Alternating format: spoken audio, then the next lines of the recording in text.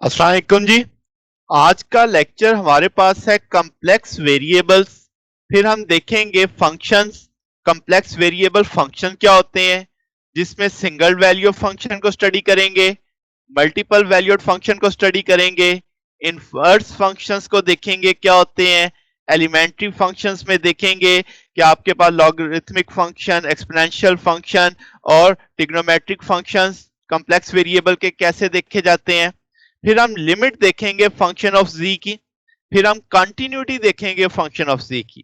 तो आज का लेक्चर बुनियादी तौर पे फंक्शंस ऑफ कॉम्प्लेक्स वेरिएबल के ऊपर बेस करता है। तो शुरू करते हैं जनाब। सबसे पहले हम देखते हैं कॉम्प्लेक्स वेरिएबल। आपने कल के लास्ट एक लेक्चर में आपने देखा कि जी जी एक सिंबल है जो बुनियादी तौर पे कॉम्प्लेक्स नंबर के एक सेट को लिए स्टैंड करता है, जिसे हम कॉम्प्लेक्स वेरिएबल बोलेंगे। क्या मतलब कि एक सेट है जिसमें ढेर सारे कॉम्प्लेक्स नंबर होंगे, हम उसे जो सेट बनेगा उसे कॉम्प्लेक्स वेरिएबल का नाम देंगे। ठीक होगी बात। अच्छा, अब फर्ज करते हैं कि आपके पास जो कॉम्प्लेक्स वेरिएबल है उसकी ईच वैल्यू, जैसे आपने देखा ना अभी, तो उसकी जो है वो कॉरस्पॉन्ड है उसकी वन और more value of complex variable of W. क्या मतलब कि डब्ल्यू एक अलग आपके पास कॉम्प्लेक्स वेरिएबल है। तो जब आप जी वेरिएबल देख रहे हैं कॉम्प्लेक्स वेरिएबल, उसकी हर वैल्यू जो कॉम्प्लेक्स वेरिएबल डब्ल्यू है उसके कॉरस्पॉन्ड है सिंगल या एक से ज्यादा। क्या मतलब, इसको दोबारा समझते हैं, पहले ये देख लेते हैं। डब्ल्यू आपके पास इक्विवेलेंट है फंक्शन ऑफ जेड, यानी डब्ल्यू भी आपके पास एक कॉम्प्लेक्स वेरिएबल है जो कि फंक्शन है जेड कॉम्प्लेक्स वेरिएबल का। अब जरा इस वाली बात को पढ़ो कि z वेरिएबल की जो हर वैल्यू है वो जनाब इस w के एक या एक से ज्यादा वैल्यू के कॉरस्पॉन्ड है। बात समझ आ रही है? यानी कि आपके पास z वेरिएबल की हर वैल्यू वो आपके पास कॉरस्पॉन्ड है किसके? कॉम्प्लेक्स वेरिएबल w के। वो एक वैल्यू भी वेरिए आपके पास कॉरस्पॉन्ड हो सकती है, मोर देन वन वैल्यू भी कॉरस्पॉन्ड हो सकती है। तो जनाब अब आपके पास यहां पे जो z है वो आपके पास इंडिपेंडेंट वेरिएबल कहलाता है और w जो है वो डिपेंडेंट वेरिएबल कहलाता है। तो बात समझ आ रही है कि आपने z कॉम्प्लेक्स वेरिएबल की जो वैल्यूज हैं उनको देखा किसके अकॉर्डिंग? w कॉम्प्लेक्स वेरिएबल के। वो जो z की वैल्यू हैं वो आपके पास एक या एक से ज्यादा कॉरस्पॉन्ड कर सकती हैं w complex variable of w के साथ। ठीक होगी बात। अच्छा, अब यहां पे जरा समझ लेते हैं। आपके पास लेट से z प्लेन मैं कह देता हूं, जिसे मैंने z वेरिएबल कहा, वो एक्स वाई प्लेन में है, इसे मैं कम्प्लेक्स प्लेन कहता हूं। आप फंक्शन देख रहे हैं x is equal to Y iota. ठीक है। अब आप इस पे फंक्शन अप्लाई करते हैं तो ये एक w प्लेन बन जाती है जो कि u प्लस डब्ल्यू वी आई है। u इसमें अगेन वो रियल पार्ट है, वी आई इसका इमेजिनरी पार्ट है। इसको हम फंक्शनल प्लेन कहते हैं। ठीक होगी बात। तो z प्लेन क्या है? Complex plane. w प्लेन क्या है? Functional plane. तो अब आपने क्या देखा कि z प्लेन के जो आपके पास लेट से यहां पे एक फंक्शन होगा, उसको हम देखेंगे कि वो डब्ल्यू प्लेन में आपके पास, जैसे यहां पे देखें कि आपने एक डोमेन कंसीडर की जी की, इसमें जी की मुख्तलिफ वैल्यू होंगी z1 z2 z3 z3। जब आप फंक्शन अप्लाई करेंगे तो वो एक नया कॉम्प्लेक्स वेरिएबल बनेगा जो जिसकी रेंज आपके पास, जिसे हम रेंज ऑफ एफ बोलेंगे, ये एक तरह से मिरर होगा इस z का। अब इस W में जो कॉम्प्लेक्स आएगा उसकी एक वैल्यू इस Z की हर वैल्यू के कॉरस्पॉन्ड हो सकती है, या इस W में एक से ज्यादा वैल्यू इस Z की हर वैल्यू के साथ कॉरस्पॉन्ड हो सकती है। तो जनाबे वाला, आपके पास बात समझ आ रही है आपको?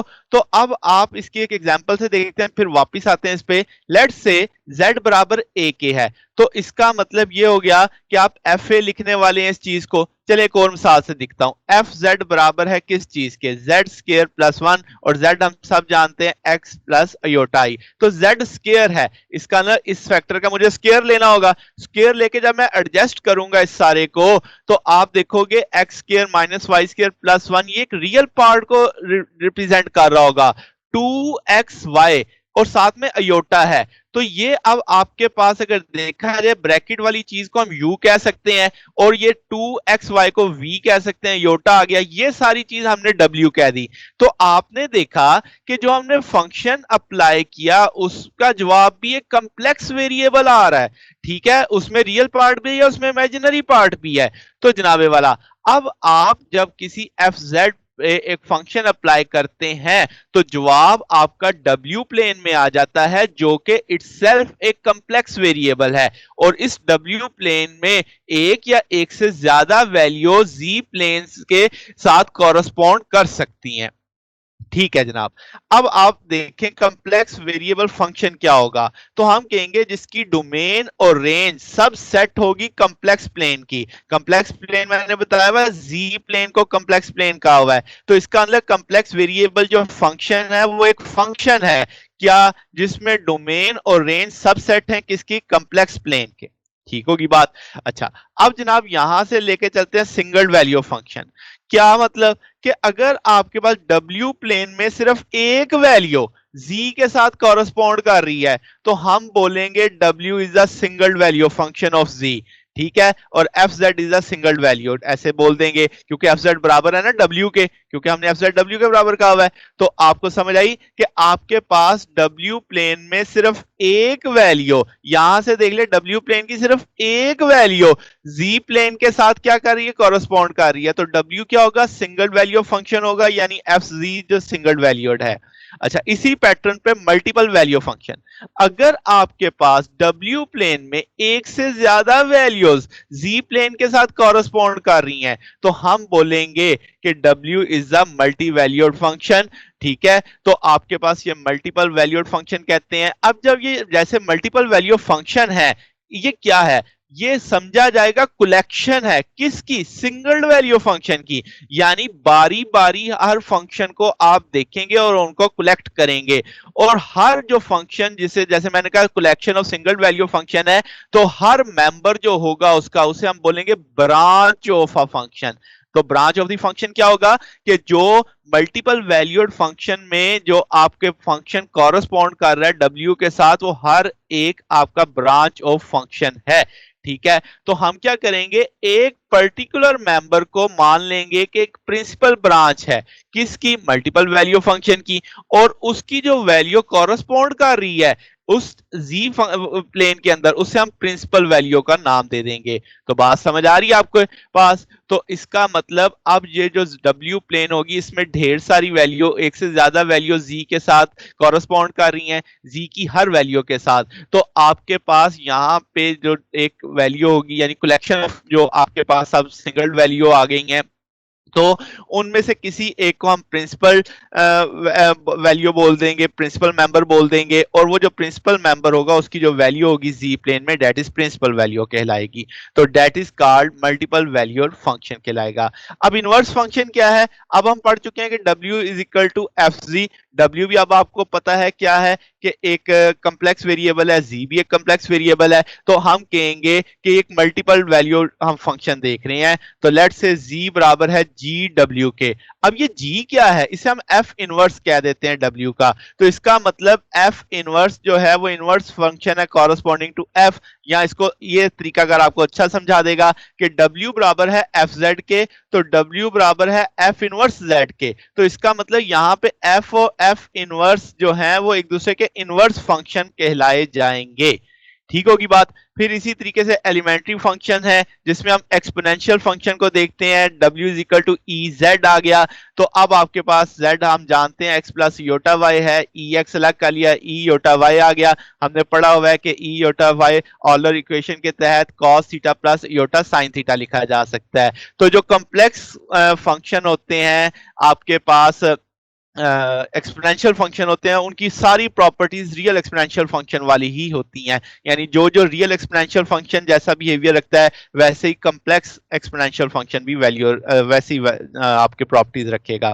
फिर ट्रिग्नोमेट्रिक फंक्शंस आ जाते हैं, यानी आपके पास ट्रिग्नोमेट्रिक फंक्शन को सर्कुलर फंक्शंस भी कहा जाता है, साइन जी कॉस जी वगैरह, तो इसे हम एक्सपोनेंशियल की टर्म में बताते हैं। साइन जी आ जाएगा e iota z minus e minus iota z divided by 2 iota cos z, इसी तरीके से आ जाएगा कि e iota z plus e minus iota z divided by 2 tan z, चूंकि इन दोनों को sin z divided by cos z करके निकाला जा सकता है, तो इस तरीके से उसकी value e iota z minus आ जाएगा e minus e iota z divided by iota e raise पर अयोटा z माइनस e की रेज पर, सॉरी यहाँ पे आपके पास इसमें प्लस आएगा।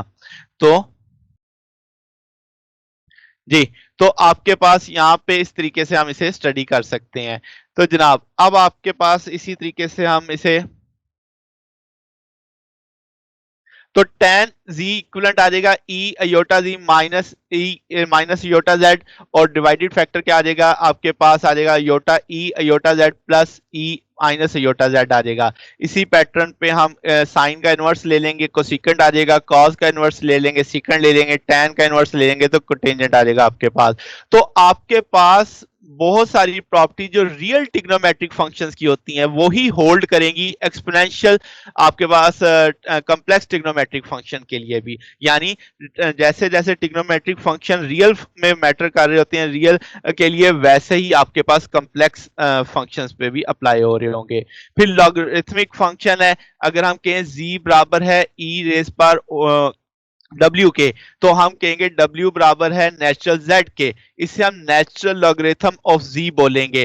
तो आपके पास इसका मतलब जो लॉगरिथमिक फंक्शन है W is equal to natural Z, तो वो बेसिकली इनवर्स है किसका, एक्सपोनेंशियल फंक्शन का। आपने यहां से देखा तो वो इनवर्स बन रहा है किसका, एक्सपोनेंशियल फंक्शन का। इससे हम यूं भी लिख सकते हैं W is equal to natural Z, ये natural R plus iota theta plus 2kr, ये यानी in term of polar coordinates हमने इसे मेंशन कर दिया है।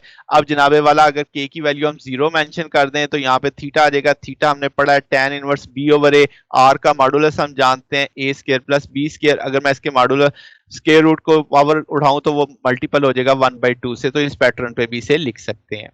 फिर है जनाब हमारे पास limit of function z। Limit of function z में क्या है कि लेट्स से fz एक फंक्शन है जो डिफाइंड है, ठीक ही बात, और सिंगल वैल्यू है, और इसका यानी अप्रोचिंग वैल्यू क्या है, z approaches to z not के नेबर में हमने देखना है। तो ये आपके पास चूंकि सिंगल वैल्यू है तो मैं कह देता हूं डेट इज नंबर l, कि आपके पास जब हम limit z approaches to z not function of z कहते हैं तो इसका जवाब l आ जाता है, जो कि आपके पास एक सिंगल वैल्यू फंक्शन है। ठीक है, इसका मतलब जब एफ जी अप्रोच कर रहा होगा एल को, तो हमारा जी अप्रोच करेगा जेड नॉट को, यानी इक्वल नहीं होगा, उसके अप्रोच करेगा, उसके नेबरहुड में जाएगा। ठीक है, तो इसमें ये चीज मैटर नहीं करती कि आपका z कैसे अप्रोच कर रहा है z नॉट को, इस चीज से हम इंडिपेंडेंट होते हैं।